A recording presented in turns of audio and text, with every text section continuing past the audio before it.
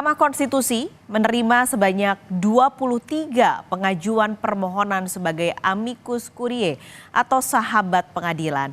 Hal ini menjadikan jumlah amicus curiae yang terbanyak sepanjang MK menangani perkara sengketa Pilpres.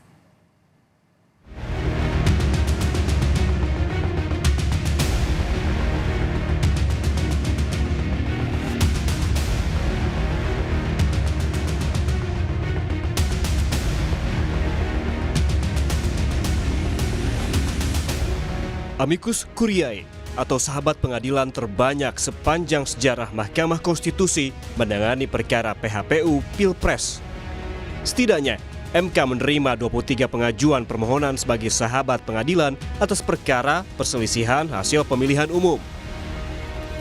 23 sahabat pengadilan yang diajukan ke MK termasuk pribadi seperti Megawati Soekarno Putri, Rizik Syihab, Ferry Amsari, Reza Indragiri, serta aliansi dan yayasan seperti Aliansi Akademisi dan Masyarakat Sipil Indonesia dan American Lawyers Association. Bukan hanya itu, Senat Mahasiswa Sekolah Tinggi Filsafat Driyar Kara turut mengajukan diri sebagai amicus curiae ke Mahkamah Konstitusi.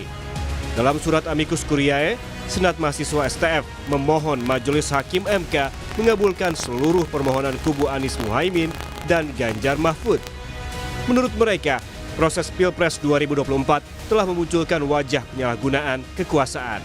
Pemilu 2024 telah memunculkan wajah penyalahgunaan kekuasaan. Maka saya memohon agar Majelis Hukum dan Hakim di Mahkamah Konstitusi dapat melihat bahwa pikiran luhur ini tentang kesetaraan, tentang transparansi, proses demokrasi, dan juga asas ketidakcurangan harus tetap diprioritaskan. Dan yang ketiga, kami memohon kepada hakim-hakim Mahkamah Konstitusi Republik Indonesia untuk mencegah dan memberhentikan praktik-praktik pemusatan kekuasaan di eksekutif. Pengajuan diri sebagai sahabat pengadilan atau amicus curiae juga dilakukan Koalisi Masyarakat Sipil dan Rohaniawan.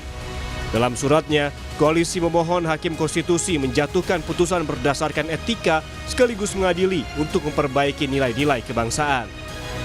Ini menjadi salah satu butir-butir pertimbangan mengetuk hati nurani agar supaya para hakim Mahkamah Konstitusi yang mulia bisa benar-benar memakai akal yang sehat dan sebagai bangsa beragama dan dia dengan etika keagamaan yang tulus, para spiritual yang tinggi sehingga bisa memutuskan keputusan tanggal 22 April dengan seadil-adilnya, imparsial.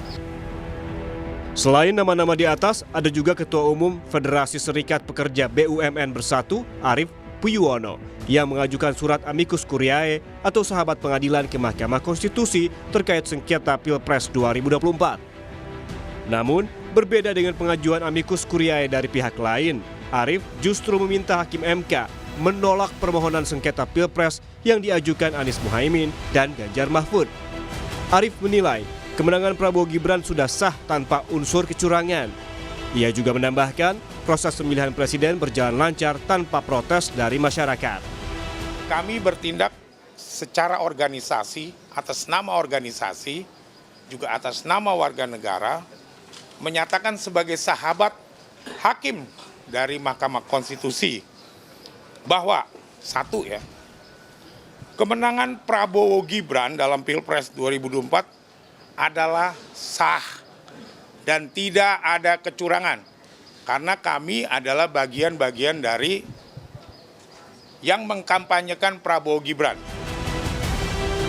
Batas akhir pengajuan amicus curiae ke Mahkamah Konstitusi dalam perkara perselisihan hasil pemilihan umum presiden dan wakil presiden tahun 2024 telah berakhir pada 16 April lalu.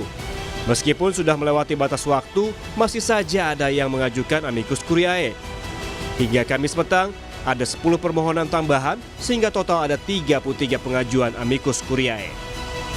Tim Liputan, Kompas TV.